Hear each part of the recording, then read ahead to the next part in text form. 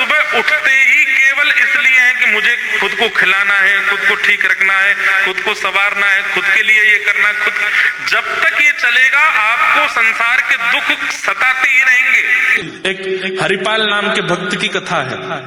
उन्होंने अपने माता पिता से कह दिया कि मैं विवाह नहीं करूंगा। तो माता पिता ने कहा जीवन भर ऐसे ही रहोगे? बोले कि हाँ, मैं विवाह करूंगा तो ऐसी कन्या से करूंगा जो भगवत परायण हो।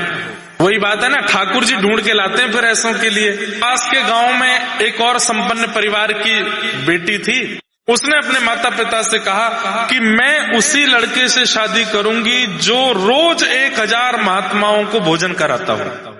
किसी ने ये बात जाके हरपाल जी को, तेरे लायक लड़की मिल गई है। बोले कहाँ? पास के गांव में एक कन्या है, उसने अपने माता पिता से कहा है कि 1000 संतों को, वैष्णवों को भोजन कराने वाला लड़का होगा, उसी से ब्याह करूंगी। हरपाल जी का ब्याह हो गया। पत्नी ने पहले दिन ही कह दिया था कि शर्त याद है? बोले कि बिल्कुल याद है, आप निश्चिंत रहो। ब्याह के अगले दिन से ही 1000 संतों का भोजन बनता है और आसपास के राहगीर और यात्रा में जाने वाले संतों को बुलाते थे प्रेम से पाव। करते करते 10 साल बीत गए। हरपाल जी कोई काम नहीं करते थे। परिवार के पुस्तों ने जो जमा करके रखी थी पूंजी, उसी से ही सेवा कर रहे थे संतों की। 11 साल में स्थिति ये हो गई कि जो धन था वो घटने लगा, उधार लेने लगे। क्यों? संत सेवा करने। एक समय ऐसा आया कि अब इनको उधार देना भी बंद हो गया। क्यों? पुराना चुकाया ही नहीं था।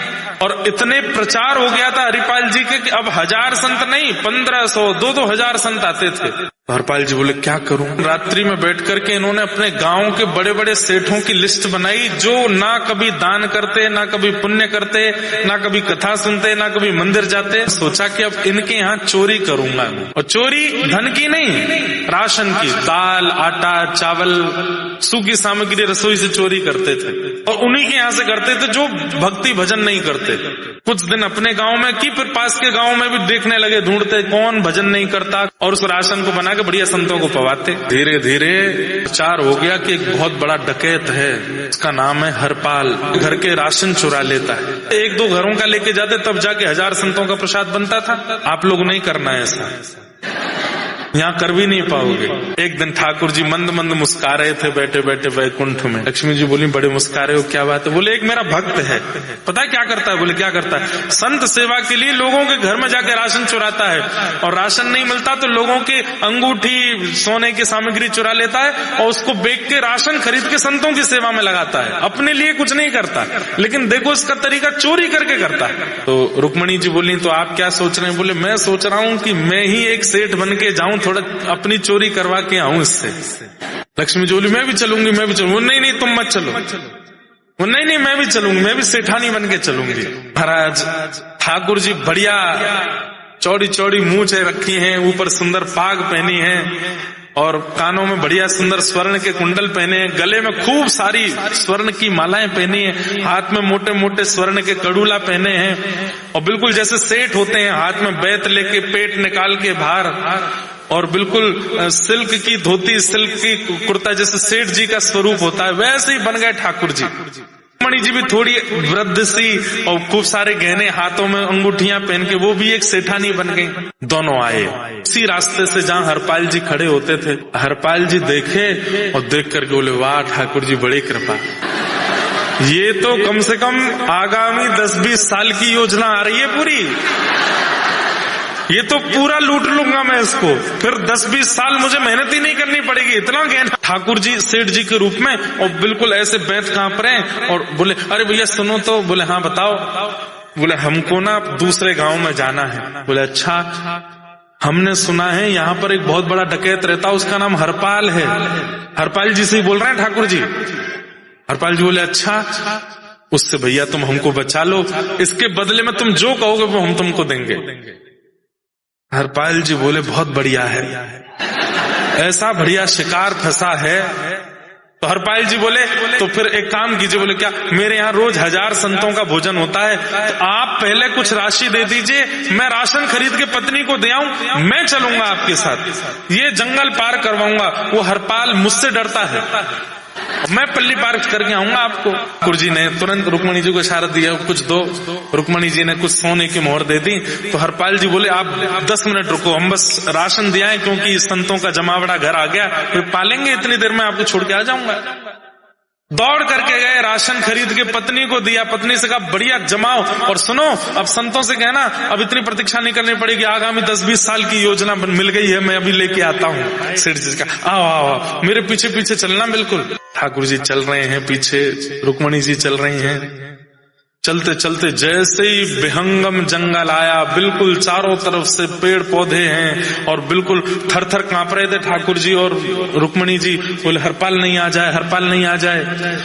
इतने में ही सामने हरपाल सीधा खड़ा हुआ, मूंछों पे ताव देकर के अपनी स्वाफी रखी नीचे और तुरंत तलवार, चलाता नहीं था लेकिन दिखाई। सेठ जी बोले भैया ये क्या कर रहे हो? बोले मैं ही हरपाल हूँ, सोना पहन करके चल रहा है और तुम दोनों का ये पूरा स्वरूप और इतने सारी सामग्री देख करके, अरे महाराज संतों की खूब सेवा होगी, उतार करके धरो सब स्वापी में। अरे भैया तुम ही हरपाल थे क्या? बोले हाँ। ठाकुर जी थर थर कांप रहे हैं, अपनी अंगूठी उतार रहे हैं, कानों के कुंडल उतार रहे हैं। रुक्मणी जी कह रही हैं शानन रावण को मारने में नहीं कांपते आप, कंस का वध करने में इसके आगे इतने कांप क्यों रहे हैं? बोले वे सब तो दुष्ट राक्षस थे, ये तो मेरा भक्त है। सब कुछ उतार उतार के दिया। अब हरपाल ढूंढ ढूंढ करके ये भी उतारो, इसको भी रखो, ये भी उतारो, इसको भी, जूती में भी सोना लगा, ये भी उतार के धरो यहाँ पे। सेठानी जी आप क्यों खड़ी, आप भी उतारो। रुक्मणी जी बोली मैं भी उतारू। ठाकुर जी बोले और नहीं तो क्या, अकेले लुटेंगे हम, लुटाओ। रुक्मणी जी भी अपनी सब सामग्री उतार उतार के दे रही थी, लेकिन ठाकुर जी ने एक लीला की, सब दे दिया रुक्मणी जी ने, ठाकुर जी ने, लेकिन ठाकुर जी ने अपनी एक उंगली में एक अंगूठी पहनी, वो जानबूझ की अंगूठी इतनी टाइट थी कि वो निकल नहीं रही थी। और ठाकुर जी ऐसे हाथ छुपा के खड़े, भैया हमने सब दे दिया, अब हमको छोड़ दो, कुछ रह तो नहीं गया? बोले नहीं रह गया। दिखाओ तो जरा अपने हाथ आगे करो। ठाकुर जी ने ऐसे हाथ आगे, बोले अंगूठी क्यों नहीं उतारी है? बोले भैया ये बहुत बहुत कड़ी है, निकल ही नहीं रही है, देखो। तो हरपाल निकालने लगा, खूब जोर जोर से खींचे। तो हरपाल जी बोले अंगूठी नहीं छोड़ूंगा मैं, क्योंकि कम से कम इतना धन है कि 1 साल की सेवा तो इसी से हो जाएगी। कहाँ है मेरी चक्कू, कहाँ है? चक्कू लेकर के ठाकुर जी की उंगली काटने की स्थिति में जब आया, शंख चक्र गदा पद्म धारण करके ठाकुर जी प्रकट हो गए और रुक्मणी जी अपने रूप में प्रकट हो गई। ठाकुर जी ने हरपाल जी को हृदय से लगाया। हरपाल जी तो घबरा गए जब ठाकुर जी को देखा। इतनी देर से आपको लूट रहा था मैं, अरे ये तो बहुत बड़ा अपराध हो गया। मेरे नाथ, मेरे स्वामी, मेरे सर्वस्व, मेरे परमात्मा मेरे सामने आ गए और मैं लूटने में व्यस्त था। नाथ मुझसे बहुत बड़ा अपराध हो गया, चरणों में गिर गए। ठाकुर जी ने उठा के हृदय से लगाया, बोले तुमने कुछ अपराध नहीं। अरे मैंने कितनों की चोरी की, मैंने कितनों के गलत का, आज मैंने आपको लूट लिया, इससे बुरा मैं और क्या करूंगा। ठाकुर जी ने कहा उद्देश्य अपना नहीं था तुम्हारा, उद्देश्य संत सेवा, वैष्णव सेवा, मेरे जनों की सेवा थी, इसलिए उसमें दोष नहीं लगता। हरपाल जी बोले नाथ मुझे दर्शन दे दिया आपने, लेकिन जिसकी कृपा से आज मुझे आपके दर्शन हुए, मेरी पत्नी। ठाकुर जी बोले ठीक है हम चलते हैं। और दोनों लाली लाला बन गए, रुक्मणी जी और ठाकुर जी वो गोद में बैठ करके गए। और वहां उनकी पत्नी ने हरपाल जी की गोद में दोनों बालकों को देख के पूछा ये दोनों कौन हैं? बोले कि दिव्य दृष्टि से देखो, जब प्रणाम करते हुए देखा तो साक्षात भगवान ही गोदी में बैठ करके आए थे। हरपाल जी और उनकी पत्नी दोनों पर कृपा करके ठाकुर जी अपने संग ले गए। अब इससे चोरी मत सीखना, इससे गलत मत सीखना, पर इससे ये चीज सीखना कि हमारा उद्देश्य क्या है। कई लोग ऐसे हैं संसार में, वो सुबह उठते ही केवल इसलिए हैं कि मुझे खुद को खिलाना है, खुद को ठीक रखना है, खुद को संवारना है, खुद के लिए ये करना, खुद। जब तक ये चलेगा आपको संसार के दुख सताते ही रहेंगे। जिस दिन आपका पूरा दिन ठाकुर जी के लिए अर्पित हो जाएगा, हम काम भी इसलिए कर रहे हैं कि धन कमा के इनकी सेवा कर सकें, हम जॉब भी इसलिए कर रहे हैं ताकि उससे मिलने वाले धन से हम ठाकुर जी आपका भवन बना सकें, हम ये सब कुछ इसलिए कर रहे हैं ताकि इन सबसे भारत जाने में कभी हमको रुकावट ना आवे, इतना धन इकट्ठा हो जाए, जब मन चाहे तब इंडिया चले जाएं, जब मन चाहे तब कथा सुन लें। ये सब नाथ हम इसलिए कर, मतलब आपका खाना पीना कमाना सब कुछ किसके लिए? ठाकुर जी के लिए। पर आपको संसार के दुख आएंगे भी तो पता नहीं चलेगा। सांवरियो है सेठ, सांवरियो है सेठ मारी, राधा जी से खानी है, ये तो जाने दुनिया सारी। सांवरियो है सेठ, सांवरियो है सेठ तुम्हारी, राधा जी से खानी है। सांवरियो है सेठ।